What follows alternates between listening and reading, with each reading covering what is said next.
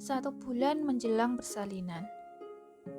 Ano hino kana simi sae, ano hino kuru simi sae. Penggalan lirik lagu Lemon yang tengah diputar di radio. Berdiri di balkon kamarnya, mata Andrea mulai basah setelah mendengarkan lagu ini. Dengan cepat ia mengusap air matanya. Telapak tangan seseorang yang lembut mengusap-ngusap punggungnya dari belakang. Andrea membalikkan badannya dan menyembunyikan wajahnya di dada pria tersebut. Shh, sudah, jangan menangis sayang. Tidak baik loh untuk kandunganmu kalau kamu terus menangis seperti ini. Haris mencoba menenangkannya. Aku tahu dia pasti berada di suatu tempat yang aman. Sampai saat ini saja kita belum menemukan tubuhnya. Mulai sekarang aku ingin kamu berhenti menangis dan fokus pada kesehatan dan kandunganmu. Oke? Andrea mengangguk dan melingkarkan tangannya di tubuh Haris. Hari ini adalah hari di mana Rama akan dieksekusi bersama dengan beberapa anak buahnya. Kebanyakan orang-orangnya tewas saat serangan malam itu. Hanya tersisa sekitar 100 orang yang selamat. Itu pun sama seperti Rama, mereka menunggu giliran untuk dieksekusi. Sementara Sophie, ia mengganti identitasnya dan pindah ke luar negeri. 3 tahun kemudian, mata kakek Harsa terbuka lebar setelah melihat kolam ikan koinya yang penuh dengan potongan roti. Ia menoleh pada asistennya. Siapa yang melakukan ini? Sedikit gugup, Pak Herman mengarahkan bola matanya pada sosok kecil yang berdiri di pinggir kolam tidak jauh dari mereka. Kakek Harsa melihat ke arah yang ditunjukkan oleh Pak Herman. Dia shock. Nadine sayang, apa yang kamu lakukan di sini? Ia berjalan mendekati anak kecil itu. Seketika tatapan matanya berubah lembut. Ikan, makan. Suaranya yang cute meluluhkan hati kakek Harsa. Tapi sayang, ikan-ikan ini tidak makan roti loh. Mereka makan makanan yang sudah disiapkan oleh Deye. Ia mengusap rambut panjang Nadine. Tidak, ikan makan ini. Gadis cilik itu menggeleng-gelengkan kepalanya, lalu ia cemberut. Menghela nafasnya, kakek Harsa hanya menganggukkan kepala dan berkata oke. Di mana papa dan mamamu? Ia bertanya kembali. Papa dan mama, mereka ada di kamar. Shh.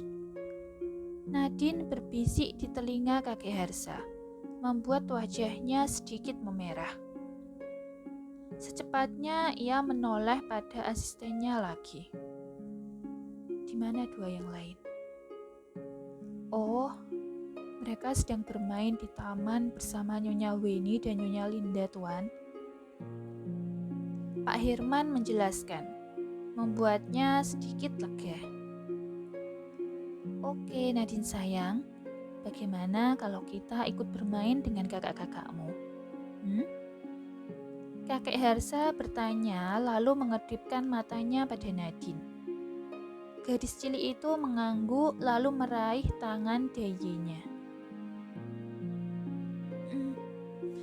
Sayang, anak-anak sedang menunggu kita. Mereka akan membuat keributan lagi nanti. Ucap Andrea dengan nafasnya yang berat. Haris tengah sibuk mengecup leher, pundak, dan dadanya. Sementara tangan kirinya mulai menyelinap masuk ke dalam rok istrinya yang tengah dalam posisi duduk di atas meja kayu di dalam kamarnya. Masih ada kakek nenek yang akan mengawasi mereka. Mereka bisa menunggu, tapi aku tidak. Sudah 1 minggu aku di luar negeri. Jadi, Haris menghentikan kata-katanya dan tersenyum kecil. Maaf Nyonya, tapi saya tidak bisa menahannya lagi. Ucap Haris lalu mengangkat tubuh istrinya itu ke tempat tidur. Hari ini kedua pihak keluarga Baskoro dan Maiswara akan makan malam bersama. Besok adalah ulang tahun triplet yang ketiga. Mereka akan mengadakan pesta di rumah. Jadi semua anggota keluarga datang sehari sebelumnya. Di meja makan, Jini tengah sibuk mengelap bibir putranya, Arvin. Sementara suaminya, Wibowo, asik berbincang dengan yang lain. Menyadari istrinya yang belum sempat makan karena mengurusi putra mereka, ia menyuapinya makanan dengan sendoknya. Dengan tatapan yang lembut, ia tersenyum padanya. Olive dan Andre juga terlihat sibuk dengan anak kembar mereka. Papa, Papa, lihat Nadine. Altan berteriak pada ayahnya membuat Andrea dan Haris menoleh pada anak bungsu mereka tersebut. Nadine sedang memberi makan Leo dengan tahu yang ada di tangannya. Nadine sayang. Andrea ingin berdiri dari duduknya, tapi Haris menghentikannya. Ia memegang tangannya lalu mengangguk, memberi kode pada istrinya itu untuk duduk kembali. Bangkit dari kursinya, Haris berjalan mendekati putrinya. Halo Tuan Putri, apa Leo menyukainya? Anak itu mengangguk. Leo memakannya. Benarkah? Kalau begitu, lain kali Papa akan membelikan tahu yang banyak untuk Leo. Oke? Haris tersenyum membuat gadis ciliknya itu malu. Oke, jawabnya malu-malu. Nah, Tuan Putri, sekarang kita makan dulu ya. Nanti Papa akan mengatakan pada Mbak untuk memberi makan Leo dengan tahu. Nadine menganggukkan kepalanya kembali. Haris lalu mengangkat putrinya untuk duduk di kursinya lagi, membersihkan tangannya dan memasang celemek di leher gadis kecilnya itu. Putranya Noah dan putri pertamanya Naura melihat Nadine dengan ekspresi jealous. Di antara ketiganya, Nadine adalah yang paling berbeda. Di saat dua saudaranya yang lain selalu bermain-main dan bersepeda bersama, ia justru senang duduk menyendiri. Noah, Naura, ayo kalian makan juga ya. Nanti Papa akan membacakan cerita pada kalian sebelum tidur. Oke? Haris menyadari tatapan dua anaknya yang lain pada Nadine. Keduanya mengedipkan mata hampir bersamaan. Lalu mereka bertanya, "Sungguh?" Iya. Tapi ingat, harus makan dulu loh ya. Yeay! Mereka bertepuk tangan karena senang. Altan dan Dennis yang cemburu dengan triplet, dengan ekspresi yang cute, keduanya merayu ayah mereka. Papa, kami ingin mendengar cerita juga. Olive tertawa kecil melihat tingkah kedua putranya. Oke. Tapi bukan cerita putri-putri kerajaan ya, ucap Andre. Lalu, cerita action? Andre mengusap-ngusap dagunya. No, keduanya tidak setuju dengan ide sang ayah. Bagaimana kalau cerita cinta? Dia melihat kedua putranya. Iya, iya. Mereka tampak excited. Hei, kalian berdua. Belum saatnya kalian tahu tentang cinta. Ucap Andre dengan savaginya. Kakek Hersa di ujung meja makan tersenyum melihat keluarganya yang bahagia. Andrea dan yang lain sibuk menyambut para tamu. Sementara Haris mengajak triplet bermain di taman. Dia mengeluarkan remote kontrol helikopter mainan dan mulai menerbangkannya ke langit. Kemudian dia menyerahkan remote itu pada Noah. 1 menit setelah benda itu beralih tangan, Noah dan Naura bertengkar saling berebut remote. Di sisi lain, Nadine, dia berlari menuju ke taman labirin mengikuti arah helikopter jatuh. Hei, jangan bertengkar. Ini hanya prototipe buatan Om Vicky.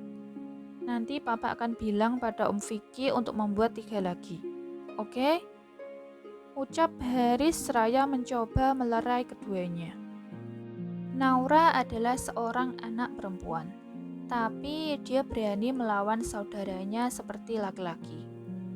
Keduanya lah yang sangat sering membuat keributan, berkelahi satu sama lain. Haris menolehkan kepalanya melihat sekeliling, mencari sosok Nadine. Noah, Naura, di mana adik kalian? Tanya Haris khawatir. Berhenti keduanya melihat wajah ayah mereka dan menggelengkan kepala. Tidak tahu, jawab Noah. Dia mengejar Heli. Naura berkata dengan suaranya yang keras. Menghela nafasnya, Haris berkata lagi. Ayo, kita mencari adik kalian. Ia memegang kedua tangan anaknya dan berjalan menuju ke taman labirin. Nadine melihat seorang pria yang sedang duduk di bangku taman. Tidak jauh darinya ada seorang anak laki-laki yang mengambil heli itu dari tanah. Ini milikmu. Pria yang tampan dan berpostur tinggi tersebut berjalan ke arahnya. Nadine terus mengamati wajah pria itu. Dia mengerutkan alisnya. Ia mengangguk lalu melirik pada anak laki-laki yang bersembunyi di belakangnya. Davi, ayo boy, kembalikan mainannya. Ia tersenyum. Mainannya masih berada di tangan anak laki-laki yang berumur sekitar 6 tahun itu. Siapa namamu gadis kecil? Pria tersebut berlutut di depan Nadine, melihat ke matanya yang indah. Nadine, jawabnya singkat. Nadine, nama yang indah, senang bertemu denganmu. Pria itu mengusap-ngusap rambutnya sebelum ia berdiri kembali. Di lain sisi, Davi masih terus memandang Nadine dengan tatapan yang dalam. Dev, let's go. Mamamu akan marah lagi nanti kalau tahu kita kemari. Ia menepuk lembut pundak Davi.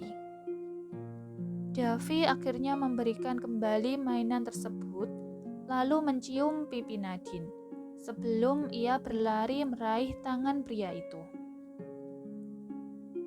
Gadis cilik tersebut masih terbengong di sana, melihat keduanya pergi. Nadine, Nadine, di mana kamu? Haris memanggil namanya. Tidak lama dia melihat putrinya yang berdiri memegang helikopter di tangannya. Siapa om ganteng itu? Kelihatannya dia tidak asing. Batin Nadine.